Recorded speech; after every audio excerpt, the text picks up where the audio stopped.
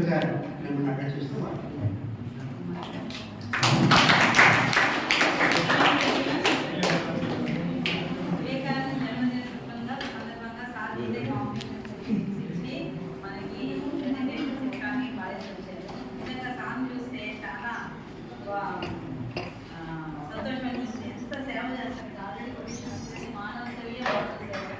వివేకానంద గారు చెప్పిన సార్లు గుర్తింపు తెచ్చుకునేటట్టు ఎక్కడి రండి ఎక్కడ ఎవరికి కష్టం వచ్చినా ఆచరణలో వెంటనే ఫోన్ చేయని వచ్చారు.